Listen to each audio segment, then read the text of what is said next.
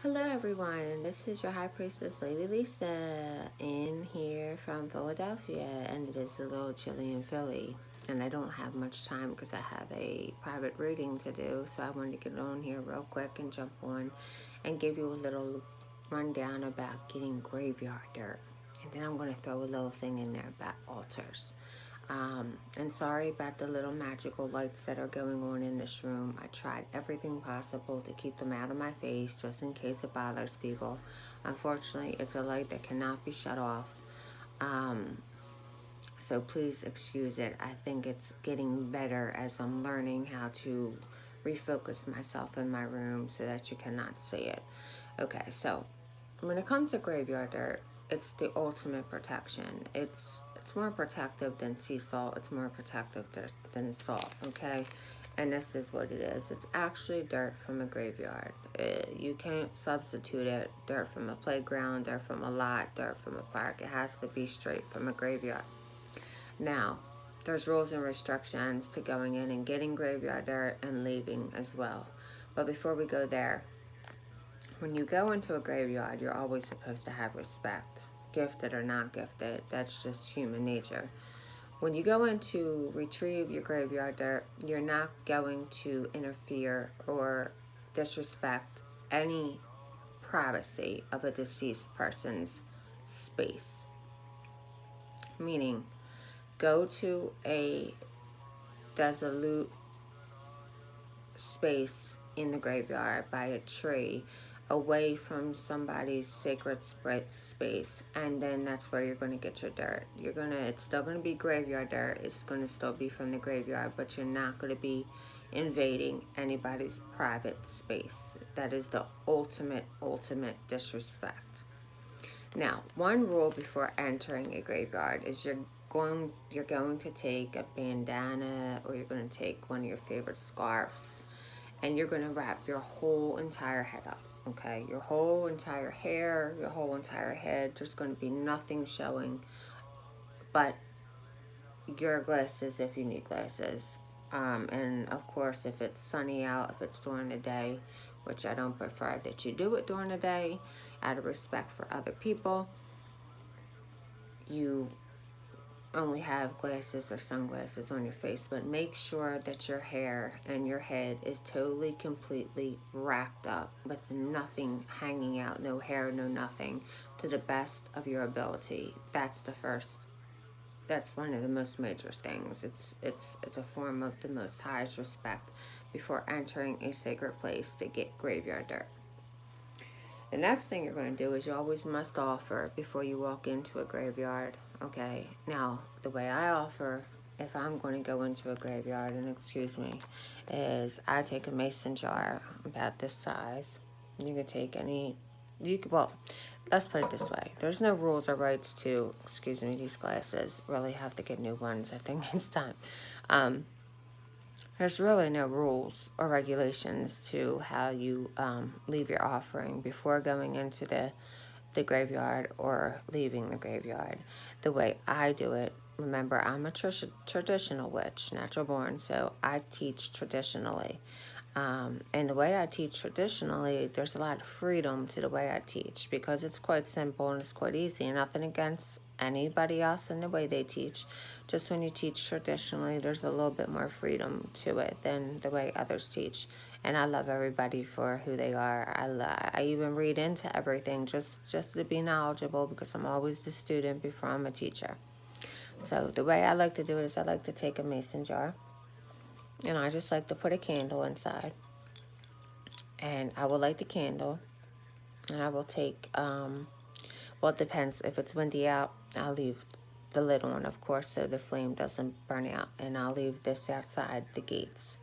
And I'll say a little prayer of respect before I enter the gates. And this will remain outside the graveyard. Then when I go into the graveyard, I will also take a jar like this, something a little bit smaller, depending on how much I want, which basically if I'm going to go, I'm going to get as much as I can because I don't want to have to keep going back and forth if there's no need for that. So when I go in, I take a cigar and I light the cigar And even though I'm not a smoker and have never smoked, I'll puff on it to get it started, and I'll leave it burning somewhere. Or I'll take an incense in there and light that as well. You got to be careful, because if it's very windy out and something like that isn't going to stay burning, then you're going to, for me, I'm going to do something like this again with the candle and it burning. Okay, when you leave the graveyard, you do not take this with you. If it's a cigar, if it's an incense, or it's a mason jar with a candle inside burning, leave it in there. That's your offering. Once that is done, your hair is hidden, your whole head is hidden. You left your offering outside, you said your prayer, and you asked permission to enter. You go in, you leave your second offering, whatever that is most comfortable for you to leave. You're going to take whatever it is that you want to take, and you're going to fill it up with as much dirt as you possibly can. Just for the sake that you don't know when you're going to be able to get back into the graveyard. You don't know when there's going to be people around the graveyard, and you kind of want it to be private. Again, whatever you do, do not disrespect somebody else's private space, okay? Always remember these rules, because if you do forget any of these rules as a gifted person, and you walk out of there with dirt from the cemetery or the graveyard, then you may have some repercussions to pay, and who wants to even think about having to do any of that? So you're in there, you left your second offering, you're going down, you're digging up your graveyard dirt. Okay, you left the graveyard. You bowed down again. You gave your thanks. You gave, thanks for giving you permission to enter. And you got your jar or whatever you took to fill up your graveyard dirt, excuse me. So what this is used for is everything and anything. I put it in candle magic when I'm using candle magic for protection. I will outline the bottom of my candle sometimes with it as well. Sometimes I will do salt if I can't get a hold of my graveyard dirt, or I will use graveyard for the ultimate protection. And we'll go into why you're supposed to do that in another video. Excuse me, that means money's coming. Money come to me with harm to none, similar to be. And you just rub it on your little tushy tush, slow witchy tip. You can put this in the front of your door. You can put this in the back of your door. You can put it in front of any of the doors in your home. You can use it for anything you want. It's the ultimate protection, graveyard dirt. Now, even being a witch and seeing spirits at the age of 5 and learn how to do tarot at the age of 5 and been taught traditionally, and still go back to my ancestors to this day and be like, Auntie or whoever, I'm a little confused about something as I'm still learning myself, because a lot of this stuff is new age to me because I was taught traditionally. It's okay, because we're always a student before we're the teacher. Always, always, always. Every day that we wake up, there's something new to learn. And if you didn't learn something new that day, then you just didn't do something right. That's the way I look at it. So remember, you can use this for everything. Protection for everything. I mean, you can mix it in with other herbs and make it the ultimate protection herbs. You can make a protection bag and use some of this in there. You can put it in magic work. You can protect your home with it. There's so much things, so many things you can protect with this stuff. It's awesome. Now back to what I was saying, being a witch and a high priestess and a psychic and a medium and all that other stuff. Still to this day, when I touch it, it just gives me, it's just like a flood of spirits come out. Like, I just have that feeling when it touches my hands, like, goodness gracious, I can just feel the souls and the spirits and their energy right away. I don't know exactly who they are or who I'm speaking with unless I'm tuning in, but I could just feel the energy as soon as you touch it.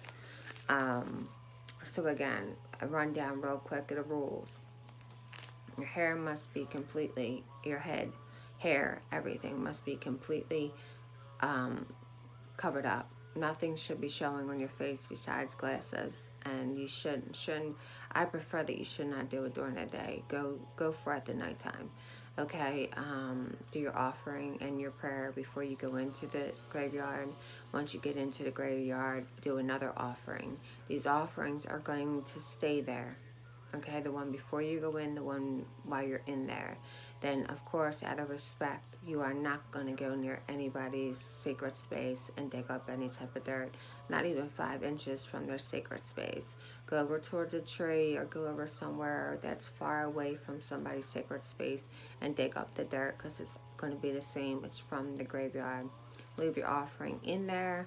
When you come out, you leave your offering there at the front of the gate. You kneel down again and you give your gratitude and your thanks, and there you have it. You have your graveyard dirt. Why do I keep saying that word? Dirt. And you can laugh. Don't forget that. So if you want the ultimate protection, go get yourself some graveyard dirt, but do it the right way, please. So now we're going to talk about altars. Okay. I'm not going to sit here and fake the funk, because I don't fake the funk. Even being taught traditionally and going back to my ancestors for help, there was altars back in the day, but the altars were usually out in nature. Okay, nowadays we have altars of all types. Don't ever let somebody tell you that your altar has to look a specific way, because that is not the truth. Do not listen if they say this has to be in the north corner and this has to be in the east corner and that has to be in the west and that has to be in the south. And you have to buy this particular drape to go over your altar. That's not true. If you have a beautiful scarf like this and that you're drawn to this is what I take when I travel. This is my altar blanket or altar scarf, or I can't even think of the word right now, but you guys know what I'm alluding to. Not alluding to. Oh my gosh, I'm so off kilter tonight. You guys know what I'm pertaining to. Okay. You could go look in your closet. Anything that you're drawn to can go over your altar. And then at the end of the day, you don't even need anything over your altar. Your altar could be a little, it could be a computer desk. Your altar can be a dresser. Your altar can be something that a microwave and a bunch of pots would go on. It could be anything that you're comfortable with.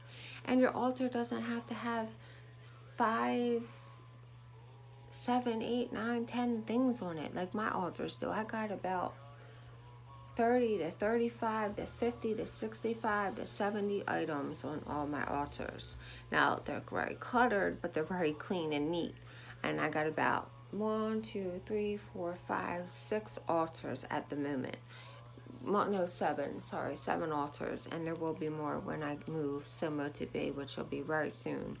I'm going to dedicate a whole entire, maybe like basement. It's going to be my whole entire coven. And it's going to be huge. And I'm going to have altars.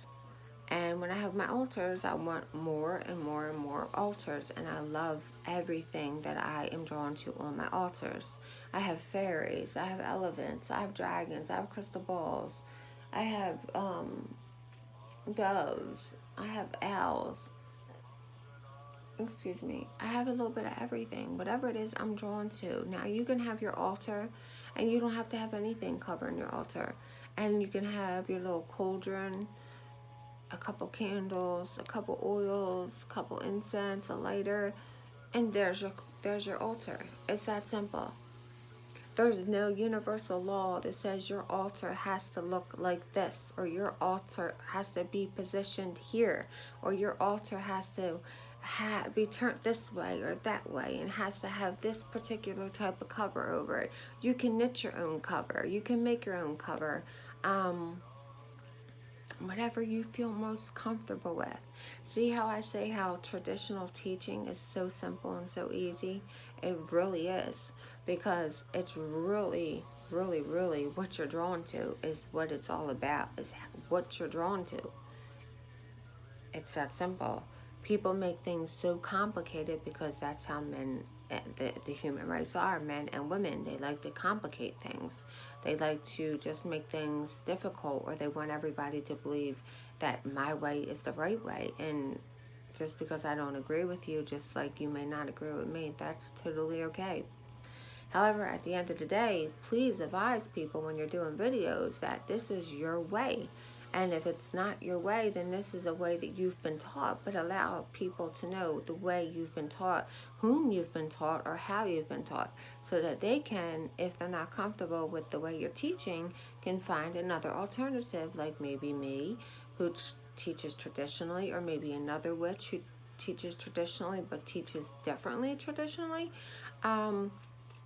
Us as gifted people in the world, whether you're a high priestess, you're a witch, you're a psychic, you're a medium, you're a tarot specialist, palmistry, you read runes, however, whatever you are, maybe you do a little bit of everything.